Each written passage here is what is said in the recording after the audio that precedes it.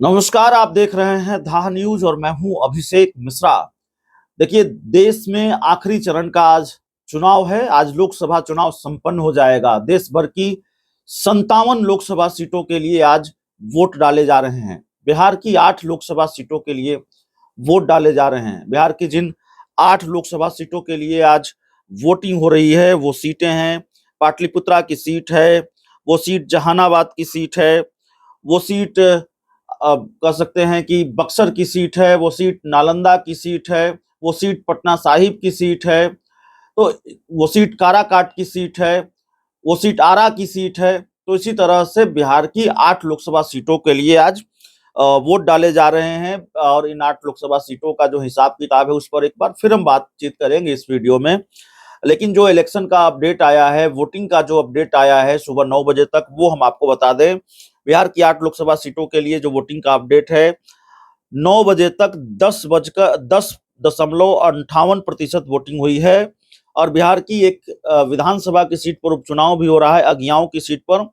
वहां सुबह 9 बजे तक 8.50% वोटिंग हुई है। तो ये उन 8 लोकसभा सीटों पर जो वोटिंग हो रही है उसका मत प्रतिशत है, 9 बजे तक कितने प्रतिशत वोटिंग हुई है। और अगियाओं की जिस विधानसभा सीट पर उपचुनाव हो रहा है उसका वोटिंग प्रतिशत है।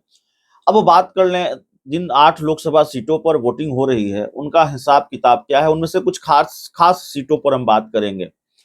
पाटलिपुत्रा लोकसभा की सीट, जिसको आप हॉट सीट कह सकते हैं, 2014 में लड़ाई उसी तरह की, 2019 में लड़ाई उसी तरह की, 2024 में लड़ाई उसी तरह की से मेरा मतलब है 2014 में भी मीसा भारती रामकृपाल यादव आमने सामने थे।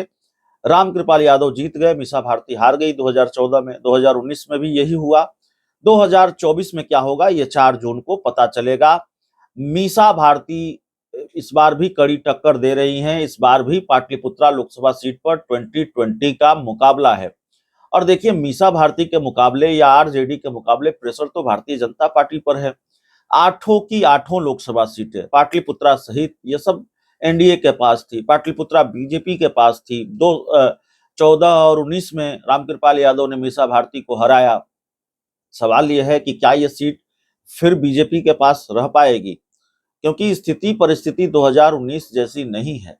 इसलिए हम ये तो नहीं कहेंगे कि रामकृपाल यादव हार ही रही हैं या मीसा भारती जीत ही रही हैं, लेकिन हम इतना तो बिना किसी गुरेज के, बिना किसी हिचक के ये कह सकते हैं कि 2019 जैसी स्थिति नहीं है। इस बार एनडीए की राह मुश्किल है, और एनडीए की राह मुश्किल है तो पाटलिपुत्रा जैसी लोकसभा सीट पर भी मुश्किल है। तो यहाँ कुछ भी हो सकता है। बात करें बक्सर लोकसभा सीट की, तो बक्सर लोकसभा सीट में मुझे ये कहने में कोई हिचक नहीं है कि बक्सर लोकसभा सीट कोई चमत्कार या आखिरी वक्त में बीजेपी ने डैमेज कंट्रोल किया हो या करने में सफल रही हो तो अलग बात है। नहीं तो बक्सर की लोकसभा सीट तो फिसल गई है भारतीय जनता पार्टी के हाथ से। वहां कई फैक्टर हैं, भीतरघात एक फैक्टर है, अश्विनी चौबे की नाराजगी, और अश्विनी चौबे जिस तरह से खुलकर, एक तरह से कहें, मिथिलेश तिवारी का विरोध करते रहे, बिना नाम लिए उन पर निशाना साधते रहे। पूर्व आईपीएस आनंद मिश्रा चुनाव लड़ रहे हैं निर्दलीय, और वो भारतीय जनता पार्टी का खेल खराब कर रहे हैं ऐसा माना जा रहा है। एक फैक्टर यह भी है कि आरजेडी के जो उम्मीदवार हैं सुधाकर सिंह, वो भी बड़े सशक्त उम्मीदवार हैं। तो यहाँ जो खेल है वो हाथ से निकल गया है बीजेपी के हाथ से तकरीबन। अब भारतीय जनता पार्टी के लिए ये बहुत मुश्किल है कि वो अपनी सीट बचा पाए। बचा लेती है तो बहुत अच्छी बात है, लेकिन ये होता हुआ नहीं दिख रहा है। पटना साहिब पर भारतीय जनता पार्टी की राह कुछ आसान जरूर है, क्योंकि रविशंकर प्रसाद यहाँ से उम्मीदवार हैं और उनका विरोध हुआ है, लगातार विरोध हुआ है इस लोकसभा सीट पर। क्षेत्र के लोगों में नाराजगी भी है, लेकिन पटना साहिब बीजेपी के लिए सुरक्षित सीट मानी जाती है। और जो वोटर हैं, वोट बैंक के लिहाज से रविशंकर प्रसाद मुफीद इस सीट पर बैठते हैं। और एक फैक्टर यह भी है कि कांग्रेस ने उम्मीदवार के चयन में देर कर दी। रविशंकर प्रसाद के मुकाबले जो अंशुल अभिजीत हैं कांग्रेस के उम्मीदवार, वो उतने सशक्त उम्मीदवार नहीं हैं, और रविशंकर प्रसाद का पलड़ा यहाँ भारी दिखता है।